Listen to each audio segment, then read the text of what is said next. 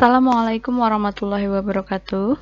Berjumpa lagi dengan saya Sri Untari dalam video pembelajaran sejarah peminatan untuk kelas 10 IPA dan IPS. Nah, pada pertemuan ketiga bagian kedua kali ini kita akan belajar tentang sejarah sebagai peristiwa, sebagai ilmu, sebagai kisah, dan sebagai seni.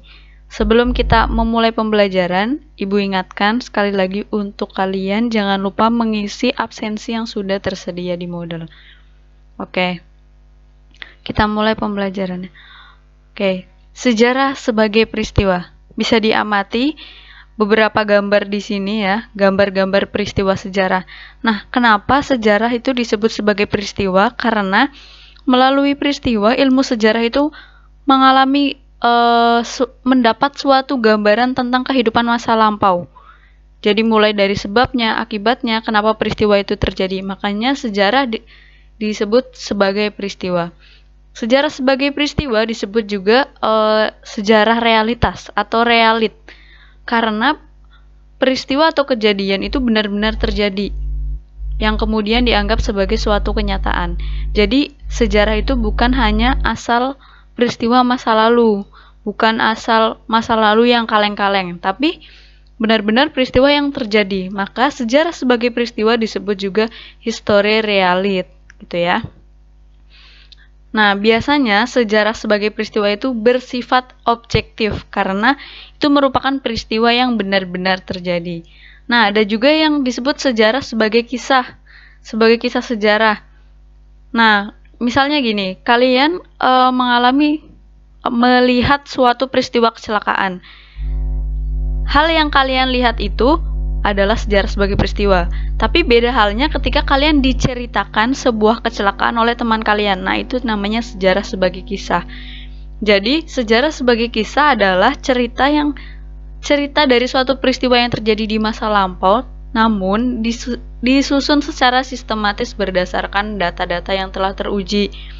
Nah, sejarah sebagai kisah ini biasanya bersifat subjektif, disebut juga history recite, gitu ya. Ini sejarah sebagai peristiwa. Nah, ini nyambung sama yang tadi, sejarah sebagai kisah. Sejarah sebagai kisah adalah hasil penelitian sejarawan yang dapat dipertanggungjawabkan kebenarannya dan menggunakan metode penelitian sejarah.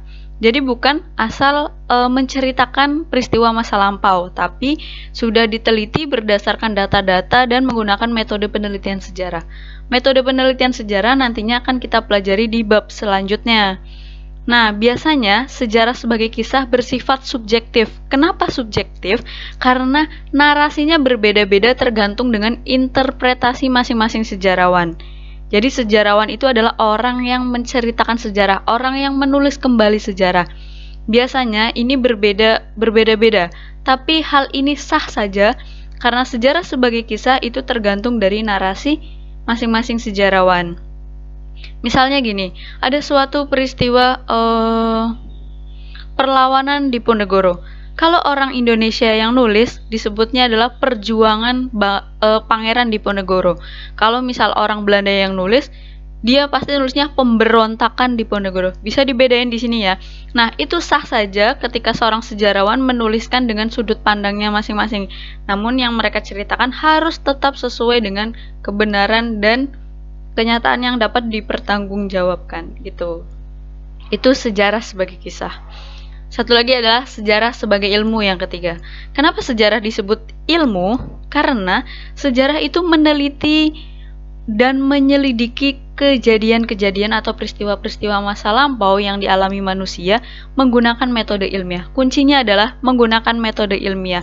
Segala sesuatu yang disebut ilmu adalah yang cara penyampaiannya menggunakan metode ilmiah. Memang iya sejarah menggunakan metode ilmiah? Ya.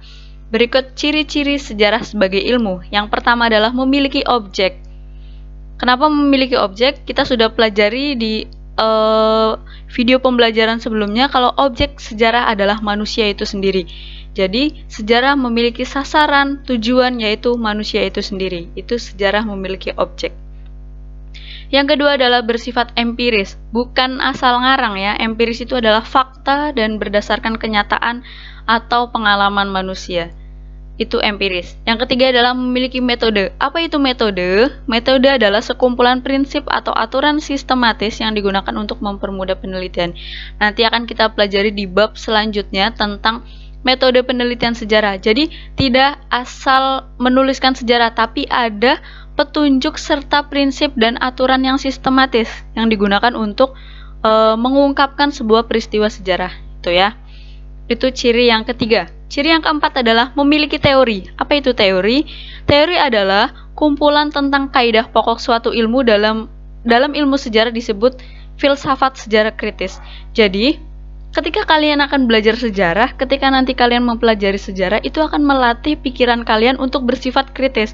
Makanya dalam pembelajaran sejarah itu ada istilah filsafat sejarah kritis. Ini salah satu bukti bahwa sejarah, ciri-ciri sejarah sebagai ilmu, memiliki teori yaitu filsafat sejarah kritis. Sampai sini paham ya? Dan yang terakhir adalah sejarah sebagai seni. Kenapa sejarah disebut sebagai seni? Karena sejarah termasuk dalam ilmu humaniora. Sejarah juga menitik beratkan pada pemeliharaan warisan budaya. Kalau misal kalian pernah jalan-jalan ke kota tua, ke berbagai bangunan bersejarah, itu semua dilindungi ya, karena merupakan warisan budaya. Nah, disitulah peran ilmu sejarah sebagai seni. Sejarah akan melindungi warisan budaya, mulai dari pengalaman manusia, adat istiadat, lembaga, tokoh, bahasa, dan sastra. Nah, kalau yang suka baca buku, baca novel, baca roman, mungkin kenal yang namanya Pramudia Anantatur. Beliau adalah salah seorang penulis novel atau penulis roman yang novel-novelnya banyak diadopsi, mengadopsi sejarah sebagai latar belakang dari cerita novelnya. Itu salah satu bukti bahwa sejarah sebagai seni. Ya, seperti itu. Kalau misal kalian suka nonton-nonton film sejarah kayak film Perang Dunia, itu juga sejarah sebagai seni. Gitu ya. Nah, ketika kalian menjadi seorang sejarawan atau penulis sejarah atau pengungkap sejarah, harus dituntut memiliki 4 hal. 4 hal penting ini harus dimiliki oleh sejarawan. Yang pertama adalah intuisi. Apa itu intuisi? Intuisi adalah kemampuan memahami sesuatu tanpa penalaran rasional dan intelektual selama penelitian berlangsung. Jadi gini, ketika kalian akan meneliti sebuah penelitian sejarah, jangan sampai kalian, masa sih kok bisa ya? Seperti ini kayaknya nggak mungkin deh. Lalu kemudian kalian nggak percaya dengan penelitian kalian sendiri, kemudian kalian mengikuti penalaran kalian sendiri. Nah, itu tidak boleh. Jadi, kalian dituntut memiliki intuisi. Intuisi ketika sebuah penelitian, kalian harus percaya dengan penelitian itu. Kemudian yang kedua adalah imajinasi. Nah, imajinasi adalah dapat membayangkan yang terjadi. Jadi, ketika kalian meneliti sebuah penelitian sejarah, kalian harus bisa membayangkan. Kita sebut sebagai jiwa zaman. Jadi, ketika kalian meneliti misal reformasi 98, kalian harus membayangkan situasi pada saat itu. Situasinya krisis, moneter, rusuh di mana-mana. Jangan kalian bayangkan pada hari ini. Gitu. Itu disebut imajinasi. Kemudian yang ketiga adalah emosi. Perlu adanya keterlibatan perasaan menyatu dengan objek penelitian. Misal gini, kalian jangan sampai tidak suka dengan topik itu, kemudian kalian meneliti. Nah, perlu adanya kalian rasa menyatu. Kalian sayang dengan si penelitian itu, sehingga ketika kalian meneliti tidak ada beban. Nah, yang keempat adalah gaya bahasa. Ini juga penting. Penguasaan kosakata yang banyak, kemudian gaya bahasa yang lugas, luas, sistematis, komunikatif, serta mudah dipahami itu sangat diperlukan dalam penulisan sejarah. Kenapa? Karena hal ini akan memudahkan pembaca untuk memahami apa yang kalian tulis. Nah, jadi kurang lebihnya seperti itu. Sejarah sebagai peristiwa, sejarah sebagai ilmu, sejarah sebagai kisah, dan sejarah sebagai seni. Kalian harus bisa membedakan 4 hal ini. Nah, sekian dari Ibu, kurang lebihnya mohon maaf. Kalau ada pertanyaan, silahkan ditanyakan di forum tanya jawab yang sudah disediakan di Moodle. Sekian, wassalamualaikum warahmatullahi wabarakatuh.